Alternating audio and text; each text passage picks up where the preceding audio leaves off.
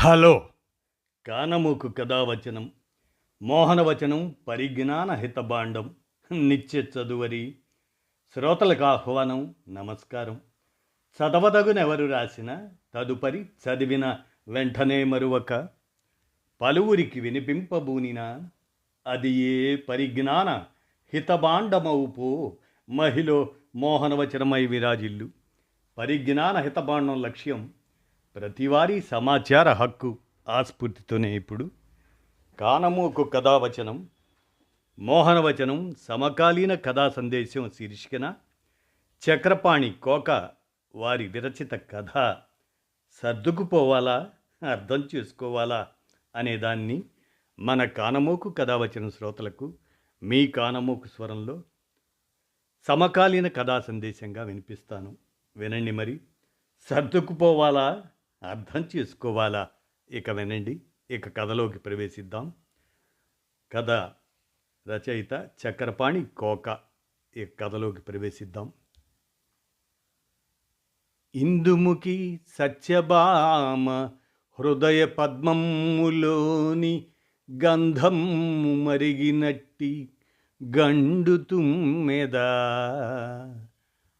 అన్నమయ్య ఆమలిన శృంగార కీర్తన.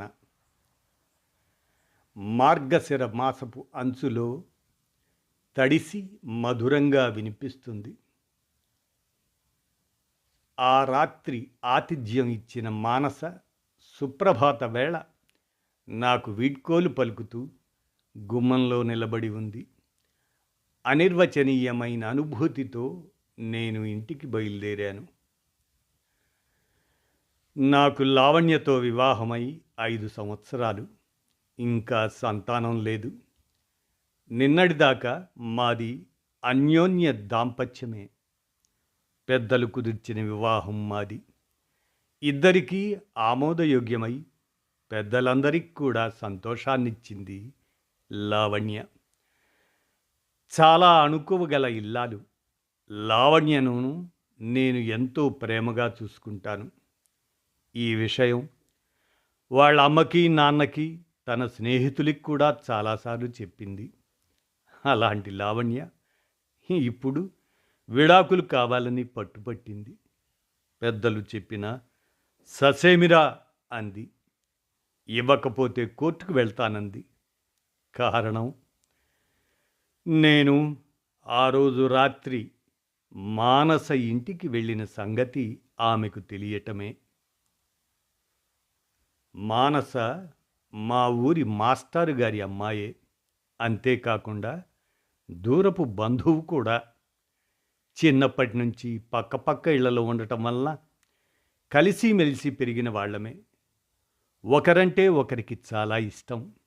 కలిసే చదువుకున్నప్పటికీ ఒకరి మీద ఒకరికి పోటీ ఉండేది. ఒకసారి నాది పైచేయి, మరొకసారి తనది. మానసకి పెళ్ళి కుదిర్చారు వాళ్ళ అమ్మా నాన్న. కుర్రాడు మంచి ఉద్యోగంలో ఉన్నాడు. బుద్ధిమంతుడు, మంచి కుటుంబం. ఇద్దరికీ ఈడు జోడు బాగుంటుంది. వద్దని చెప్పటానికి కారణం ఏమీ కనిపించలేదు. పెళ్ళైపోయింది. పెళ్లి రోజు ముహూర్తానికి ముందు వెళ్ళాను నేను. నన్ను చూసి ఇంత లేటుగానా రావటం అంది. నవ్వి ఊరుకున్నాను. నా 2 చేతులు పట్టుకొని నన్ను మర్చిపోతావా అంది. మానస కళ్ళలో నేను ఎన్నడూ చూడని ఒక రకమైన భావన మనస్సును గట్టిగా తాకింది. మౌనంగా నవ్వి చెయ్యి విడిపించుకొని యువతలకి వచ్చేశాను. మొదటిసారిగా అనిపించింది మానస నన్ను ఇష్టపడుతోందని. మరి నా సంగతి మాత్రం అప్పుడు కూడా ఆలోచించలేదు. తరువాత కొన్నాళ్లకి లావణ్యతో నాకు వివాహం అయ్యింది. మా పెళ్ళికి మానస కూడా వచ్చింది. లావణ్య బాగుందని, నాకు తగిన జోడీ అని చెప్పింది మానస. అప్పుడు తాను గర్భిణి. నా చేతిని తన పొట్టకి ఆనించుకొని, నీలాంటి అబ్బాయి పుట్టాలని నా కోరిక అంది మానస. ఆ తరువాత ఎవరి పెళ్ళిళ్ళకో పేరంటాలకో వెళ్ళినప్పుడు కనిపించటం తప్ప మేము కలుసుకున్న సందర్భాలు తక్కువే. కలిసినప్పుడు మాత్రం తాను పెద్దరికం ప్రదర్శించటం వరకే. చాలా రోజులకి ఒకసారి కలిసింది. అప్పుడు తన కూతుర్ని చూపించి, అమ్మాయే పుట్టింది, నీలాంటి అబ్బాయి కావాలనుకున్నాను, నేను అనుకున్నవి ఏవీ జరగవు అంది. కనిపించిన ప్రతిసారి మంచు తెరల మాటున చందమామలా అనిపించేది. చాలా ఏళ్ల తర్వాత మళ్ళీ ఇప్పుడు సికింద్రాబాద్ రైల్వే స్టేషన్లో కనిపించింది. నేను లావణ్యని రైలు ఎక్కించి తిరిగి వస్తుంటే తాను కూడా కూతుర్ని రైలు ఎక్కించడానికి వచ్చిందట. ఆయన రాలేదా అడిగాను. ఇక్కడ ఉండటం లేదు, ఢిల్లీలో ఉంటున్నారు. మరి నువ్వెందుకు ఇక్కడ? మరో ఏడాది పాప చదువు ఉంది, అందాక ఇక్కడే. కాలేజీ పిల్లలందరూ పిక్నిక్కి వెళ్తుంటే తాను కూడా వెళ్తానంది. రైలు ఎక్కించి వస్తున్నాను చెప్పింది. నువ్వు ఏమీ మారలేదు, అలానే ఉన్నావు అంది. నువ్వు అలాగే ఉన్నావు, తెచ్చిపెట్టుకున్న పెద్దరికం, ఏ భావాలు పలకని ముఖ కవళికలు అంటున్న నా మాటలు మధ్యలోనే ఆపేస్తూ, మా ఇంటికి వెళ్దాం రా అంది. ఇప్పుడు కాదులే అన్నాను. కాసేపు ఉండి వెళ్దు కానీ ఒంటరిగా ఉన్నానుగా, దిగులుగా అనిపిస్తుంది అంటూ, ఇప్పుడా అని సంశయిస్తున్న నా చెయ్యి పట్టుకొని ముందుకి నడిచింది. ఎప్పటినుంచో నాకు కోరిక ఉంది నీ విషయంలో. కాస్త ఆగి మళ్ళీ అంది. నా చేత్తో నీకు వడ్డించి తృప్తిగా తినిపించాలని. ఇది ఇవాళ తీర్చుకుంటాను, అంత టైం అయిపోలేదు, భయం లేదులే అంది స్వరంలో కాస్త అల్లరి ధ్వనించేలా. నిజంగా ఆ రాత్రి నాకు ఒక మర్చిపోలేని అనుభవమే. ఇంట్లోకి వెళ్ళగానే బట్టలైనా మార్చుకోకుండా కుక్కర్ పడేసి కూర తరిగి చకచకా వంట చేసేసింది. వంట చేస్తూనే నాతో కబుర్లు చెబుతుంది. వంట పూర్తయింది, టైం 9:30. స్నానం చేసి వచ్చింది. నువ్వు కూడా చేస్తావా అంది. వద్దు, భోంచేసి వెళ్తాను. ఈ పూటకి ఉండిపోరా గోముగా అడిగింది. ఇప్పుడా? పర్వాలేదు ప్లీజ్. నాకు ఆలోచనకి తావివ్వకుండా టవల్ నా చేతిలో పెట్టి బాత్రూంలోకి పంపించింది. నా మనసంతా అల్లకల్లోలంగా ఉంది. మానసికంగా నాకు ఎంతో దగ్గరైన మానస ఇప్పటి వరకు దూరంగానే ఉంది. ఏనాడు హద్దులు దాటింది లేదు ఇద్దరం. అలాంటి ఆలోచన కూడా లేదు. తనంటే నాకు అపారమైన ఇష్టం, నేనంటే తనకు ప్రాణం. కబుర్లు చెప్పుకుంటూ భోజనాలు ముగించాం. చిన్నప్పటి జ్ఞాపకాలు, వ్యక్తిగతాలు, వాటిని తలుచుకుంటూ, అలాగనే బంధువులు, స్నేహితులు, గడిచిపోయిన కాలం మళ్ళీ మా ముందర మరోసారి పరుగుపెట్టింది. నేను సోఫాలో నడుం వాల్చి తాను చెప్పేవి వింటూ ఉన్నా. పక్కనే నేల మీద కూర్చొని నా మీద చెయ్యి వేసి తాను మాట్లాడుతూనే ఉంది. అలాగే ఎప్పుడు నిద్రలోకి జారిపోయానో నాకే తెలీదు. ఒక రాత్రి మెలకు వచ్చి చూస్తే సోఫా పక్కనే దుప్పటి పరుచుకొని పడుకుని ఉంది మానస. నిద్రపోతున్న సముద్రంలా ఉంది. మళ్ళా నిద్ర పట్టలేదు నాకు. తుఫానులో సముద్రంలా అల్లకల్లోలమైంది నా మనస్సు. కాలం స్తంభించిపోయినట్టు. ఏదో తెలియని అలజడి. నా గుండె చప్పుడు నాకే బిగ్గరగా వినిపిస్తుంది. తెల్లవారుజామునే లేచింది మానస. గబగబా స్నానం చేసింది. దేవుడి గదిలో దీపం వెలిగించింది. కాఫీ తయారు చేసింది. మెలకువగానే ఉక్కిరి బిక్కిరి అవుతున్న నన్ను లేపింది. అన్నమయ్య పాటలు సన్నని స్వరంలో వినిపిస్తున్నాయి. ఇంత ప్రశాంతమైన ఉదయం నా జీవితంలో ఇంతవరకు చూడలేదు. ఇద్దరం కాఫీ తాగాం. ఇక బయలుదేరమనే భావం నాకు అర్థమైంది. లేచి బట్టలు మార్చుకొని బయలుదేరాను. గుమ్మంలో మానస తడియారని తలకి పిడప కట్టుకొని బొట్టు పెట్టుకున్న చందమామలా ఉంది. మేలుకో శృంగారరాయ మేటి మదన గోపాల. పాట దూరమవుతుంది. నేను ముందుకు సాగిపోతున్నాను. ఇంట్లో దాదాపు ఒక 20 మంది దాకా ఉన్నారు. లావణ్య వాళ్ళ నాన్న, అమ్మ, పిన్ని, బాబాయ్, ఇంకా దగ్గర వాళ్ళు, దూరం వాళ్ళు. మా అమ్మ నాన్న కూడా.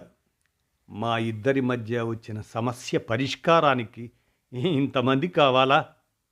తన బలగాన్ని బలంగా ప్రదర్శిస్తుంది లావణ్య అనిపించింది. మొదటిసారిగా లావణ్య మీద చిరాకు భావన. ఇంతకు మీరేమంటారు బాబు? మామగారు అడిగారు మెల్లగా. నేనేదో మాట్లాడబోయేలోగానే, ఇందులో తాను అనేదేముంది? ట్రైన్ ఎక్కిన నేను తనకి ఫోన్ చేస్తే ఇంటికి వెళ్ళిపోయాను అని చెప్పాడు. ఇంటికి వెళ్తే తాళం వేసి ఉందని తమ్ముడు నాకు ఫోన్ చేశాడు. తర్వాత తెలుసుకున్నాను మానస ఇంటికి వెళ్ళాడని. తప్పు చేసి దొరికిపోయాడు. తప్పించుకోవటానికి ప్రయత్నించాడు. ఏమీ తప్పు లేనప్పుడు అబద్ధం చెప్పాల్సిన పనే ఉంది అంది లావణ్య మధ్యలోనే కల్పించుకొని. పరిస్థితుల్ని అంచనా వేయలేని అమాయకత్వం, ఎదుటివాడి మీద అపనమ్మకం, తన మీద తనకి అతి నమ్మకం. ఇది లావణ్య మనస్తత్వం. అనవసర అనుమానాలు ఎందుకని మానస వాళ్ళ ఇంటికి వెళ్ళినట్లు చెప్పలేదు. అంతే నేను చేసిన తప్పు. నిజాయితీ లేని మనిషితో కాపురం చేయటం కష్టం. నేనిక అతనితో కలిసి ఉండలేను తెగేసి మరోసారి చెప్పింది లావణ్య. దాదాపు అందరూ నన్ను దోషిగా, లావణ్య వాదన కరెక్ట్ అనే విధంగా నిర్ధారించారు. నేను తప్పు అని ఒప్పుకొని మరోసారి అలా జరగదని అందరి ముందు హామీ ఇస్తే లావణ్య మనసు మారే అవకాశం ఉంది. నేను అలా అంటానేమోనని అందరూ చూస్తున్నారు. పొరపాట్లు, తొందరపాట్లు ఎవరి విషయంలో అయినా జరుగుతాయి బాబు. తప్పును తెలుసుకొని దిద్దుకోవటమే నిజాయితీ, తెలివైనతనం. అర్ధోక్తిగా అని ఆగిపోయింది మా అత్తగారు. ఎందుకమ్మా అంతగా బతిమలాడతావు? మనసులో ఒకరిని పెట్టుకొని నాతో కాపురం చేయటానికి అతనికి ఇష్టమేమో కానీ నాకు ఇష్టం లేదు తెగేసి చెప్పింది లావణ్య. లావణ్య భార్యాభర్తలన్న తర్వాత ఏవో చిన్న చిన్న సమస్యలు సాధారణం. అన్నీ మర్చిపోయి ఇక మీదట హాయిగా ఉండాలని ప్రయత్నిస్తే బాగుంటుంది. ఎరా, నువ్వు కూడా సర్దుకుపోవాలి. సంసారం అంటేనే సర్దుకుపోవటం అని అమ్మా నాన్న కల్పించుకొని అన్నారు. కొంత నిశ్శబ్దం. అప్పుడు దొరికింది నాకు మాట్లాడే అవకాశం. అప్పుడే మొదలైంది నాలో కదలిక. లేదు నాన్న, సంసారం అంటే సర్దుకుపోవటం అని అందరూ అర్థం చెబుతారు. కానీ అది తప్పు. సర్దుకుపోవటానికి ఇది ఒక గంట ప్రయాణం కాదు, ఒక పూట మజిలీ కాదు, ఒక జీవితకాలపు ప్రయాణం. నమ్మకం, నిజాయితీ, ప్రేమ, ఒకరితో ఒకరికి విడదీయరాని బంధం, ఒకరి మీద ఒకరు ఆధారపడదగిన భరోసా. ఈ కాలం వాళ్లలో ఇవి లేవు నాన్న. స్వతంత్ర భావాలు, వ్యక్తిత్వం, సమానత్వం ఇలాంటి పడికట్టు మాటలకి ఆకర్షితమై సొంత కాళ్ల మీద నిలబట్టమే స్వేచ్ఛ అనుకునే తరం ప్రారంభమైంది. ఒకరి మీద ఒకరు ఆధారపడటం లేదు. ఒక మంచి కుటుంబాన్ని, సమాజానికి అందించాలన్న బాధ్యతతో ఒకరికొకరు ఆధారంగా నిలబడుతున్నాం అనే ఆలోచనే లేకుండా నాది, నేను అనే స్వభావాలు మితిమీరిపోయాయి. మీరంతా చెప్పినట్టు మరోసారి ఇలా జరగదు అని చెప్పటానికి నా అహం ఏమీ అడ్డురాదు. కానీ ఇది నా ఒక్కడికి సంబంధించిన విషయం కాదు. నేను అలా చెబితే మరో స్త్రీకి కూడా తప్పును ఆపాదించినట్టే. ఏ ఆధారంతో లావణ్య నన్ను అనుమానించిందో నాకు తెలియదు. ఆడ మగ కలిసి తిరిగితే తప్పేమిటి?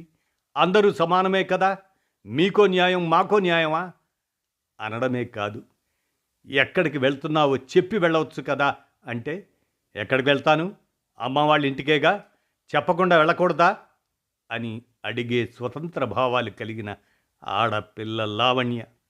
కానీ నేను మాత్రం ప్రతి అడుగు తనకి చెప్పే వెయ్యాలనే సంకుచిత స్వభావం. ఇవన్నీ చెప్పాలనుకున్నాను, కానీ నాకు 2 రోజులు టైం ఇవ్వండి.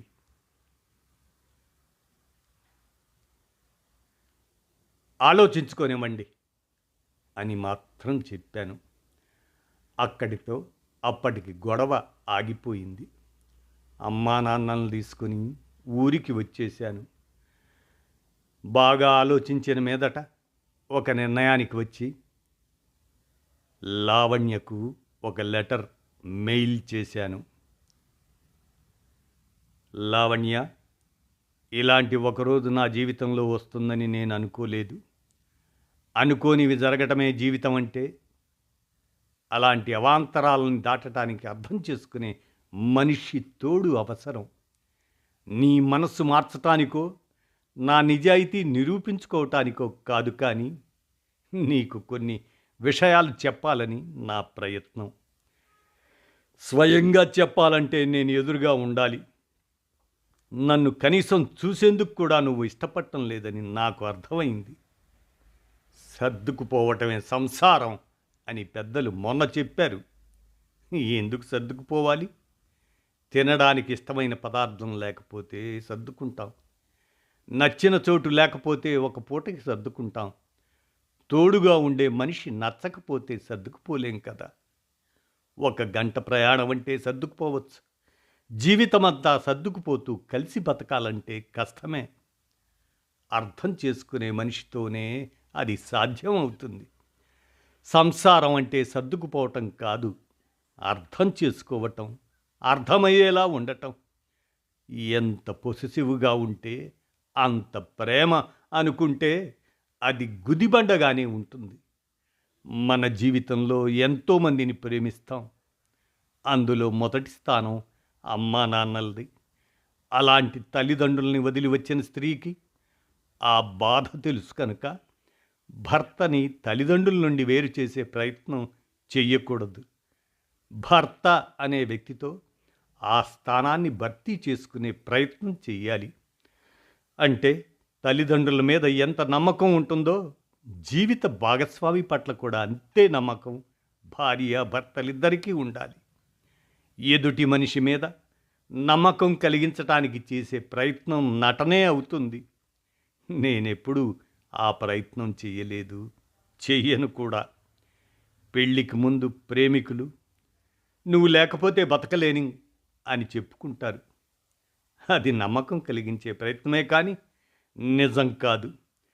బతకటానికి మనిషికి కావలసింది గాలి, నీరు, ఆహారం అంతే. వాటితో పాటు ప్రేమించే మనిషి ఉంటే పగలే వెన్నెల జగమే ఊయల అలా అని ఎండలో వెన్నెల హాయిని పొందటం సాధ్యమా? సంసారం అంటే సర్దుకుపోవటం కాదు లావణ్య, ఎవరి బాధ్యతని వాళ్ళు సక్రమంగా నిర్వర్తించటం. ఒక ఇల్లు చక్కదిద్దటం, భార్యాభర్తలు ఇద్దరూ కలిసి ఒక ఇంటిని కాపాడాలి. అలాంటి ఇళ్ళు ఉన్న ఊరు, అలాంటి ఊళ్ళు ఉన్న దేశం, అప్పుడే వసుదైక కుటుంబం అనేది సాధ్యమవుతుంది. చాలా ఆలోచించిన మీదట నేను ఒక స్థిరమైన నిర్ణయానికి వచ్చాను. నువ్వు నేను అనుకుంటే అందులో నువ్వు ఉంటావు, నేను ఉంటాను. మనం అనుకుంటే అందులో మనమిద్దరమే కాదు, మన అనుకునే చాలామంది ఉంటారు. నా మనంలో మన అనుకునే వాళ్ళు అందరూ ఉంటారు. నువ్వు ఒక్కదానివే ఉండాలంటే అది సాధ్యం కాదు. నువ్వు మనం అని మాట్లాడిన ప్రతిసారి నేను నిన్ను అడిగిన ప్రశ్న ఒక్కటే, మనం అంటే అని. అన్నిసార్లు నువ్విచ్చిన సమాధానం ఒక్కటే, నువ్వు నేను అని. అంతేనా? మళ్ళీ నా ప్రశ్న. అంతే. రేపు పాపో బాబో పుడితే వాళ్ళు కూడా. మళ్ళీ ఇది నీ సమాధానం. ఇందులో ప్రేమ లేదు లావణ్య, ఉండదు కూడా. ప్రేమ లేని చోట బంధం ఉండదు. అందుకే ఎవరికి నచ్చినా నచ్చకపోయినా నా నిర్ణయం నీకు తెలియచేస్తున్నాను. మనకి ఉన్న దాంట్లోనే అందరికీ పంచగలిగిన ఔదార్యమే ప్రేమ అవుతుంది. ఇన్నేళ్ల మన సహచర్యంలో నీ మీద నాకు ఎలాంటి వ్యతిరేక భావన కలగలేదు. అభిప్రాయ భేదాలు రాలేదు. ఇక మీదట రావు కూడా. ఇప్పుడు కూడా నిన్ను నేను తప్పు పట్టడం లేదు. ఇరుకైన మనస్సులో ఉక్కిరి బిక్కిరి అవుతూ ఉండటం కంటే ప్రశాంతంగా బతకటమే మంచిది. సంకుచితమైన భావనలు మనిషిని ఎప్పుడూ ఒత్తిడికి గురి చేస్తూనే ఉంటాయి. 4 గోడల మధ్య అయినా ఏకాంతం బాగానే ఉంటుంది. కానీ ఒంటరితనమే బాధ కలిగిస్తుంది. 100 మందిలో ఉండి కూడా వేరుగా ఉంటే అది ఒంటరితనం అవుతుంది. ఒక్కరే ఉన్నప్పుడు కూడా అందరితో ఉన్న భావన కలిగి ఉంటే అది ఏకాంతం. మనస్సుని అర్థం చేసుకున్న ఇద్దరు మనుషులు భావాలు పంచుకోవటానికి మాటలు అవసరం లేదు. మౌనమైనా సరిపోతుంది. మనస్సులు కలవనప్పుడు ఎన్ని మాటలు మాట్లాడుకున్నా అవి కేవలం మాటలు మాత్రమే. నిజం చెప్పు, ఎంతమంది పూర్తి సంతృప్తితో కాపురాలు చేస్తున్నారు? ఒకరి మీద ఒకరికి అపనమ్మకం, ఎక్కడ దూరం అవుతారో అని భయం, ఎక్కడ అపార్థం చేసుకుంటారో అని, నచ్చినట్టుగా లేరని కోపం, మరొకరిలా లేరని అసూయ, ఇలా ఎందుకు ఉన్నారు అని అసహనం, అలా ఎందుకు ఉండకూడదు అని ఆశ. ఇన్ని వ్యతిరేక భావనలతో కాలం గడిపేస్తూ దానికి సర్దుకుపోవటం అని పేరు పెట్టుకుంటే అది ప్రేమ ఎలా అవుతుంది? అలాంటి వాళ్ళ మనసులో అసలు ప్రేమ అనే భావన కలుగుతుందా? నువ్వు ఎందుకు వద్దనుకుంటున్నావో నేనైతే సరిగా ఊహించలేను. కానీ మనస్ఫూర్తిగా చెప్తున్నాను లావణ్య, నువ్వు నాకు వద్దు. అందుకు ఒకటే కారణం, నువ్వు నువ్వుగా లేవు, ఉండలేవు. నన్ను నాలాగా ఉండనివ్వు. నీకోసం నేను, నా కోసం నువ్వు ఒకరికొకరం లొంగిపోతూ అనుక్షణం కుంగిపోతూ బతకటం అవసరమా? నాకు స్వేచ్ఛ కావాలి. అది ఎదుటి వాళ్ళని బాధించకూడదు. నన్ను నమ్మిన మనిషి కావాలి. నమ్మకం కలిగించేందుకు నేను నటించకూడదు. సర్దుబాటు పేరుతో ఒకరినొకరు మోసం చేసుకుంటూ కలిసి బతకటం కంటే విడిపోవటమే మంచిదని నాకు అనిపించింది. చాలా ఆలోచించిన మీదట నేనొక స్థిరమైన నిర్ణయానికి వచ్చాను. అందుకే విడిపోదామన్న నీ ప్రతిపాదనకి నేను ఒప్పుకుంటున్నాను. విడాకుల పేపర్ల మీద సంతకం పెట్టి పంపిస్తున్నాను. నీకు నమ్మకం కలిగేలా ఉండకపోవటం నా తప్పైతే ఆ తప్పును నేను కప్పిపుచ్చుకోను. ఒప్పుకుంటున్నాను. నిన్ను నమ్ముతున్నాను. నీ అభిప్రాయాల్ని గౌరవిస్తున్నాను. కనుకనే నీ ప్రతిపాదనకి ఇది నా అంగీకారం. ఎప్పుడు అవసరమైతే అప్పుడు కోర్టులో డివోర్స్ ప్రొసీడింగ్స్ కొనసాగటానికైనా, నీతో కలిసి జీవితం కొనసాగించటానికైనా ఒక్క కబురు చెయ్యి, వచ్చేస్తాను. సెలవు. ఇదండి. సర్దుకుపోవాలా, అర్థం చేసుకోవాలా అనేటువంటి ఈ కథను చక్రపాణి కోక వారు రచించి అందజేయగా, మన కానమోకు కథావచనం శ్రోతలకు కానమోకు కథావచనం, మోహనవచనం, సమకాలీన కథా సందేశం శీర్షిక కింద వినిపించాను. విన్నారుగా? ధన్యవాదాలు. సర్దుకుపోవాలా, అర్థం చేసుకోవాలా, అది కథ. విన్నారుగా? మరొక మారు ధన్యవాదాలు.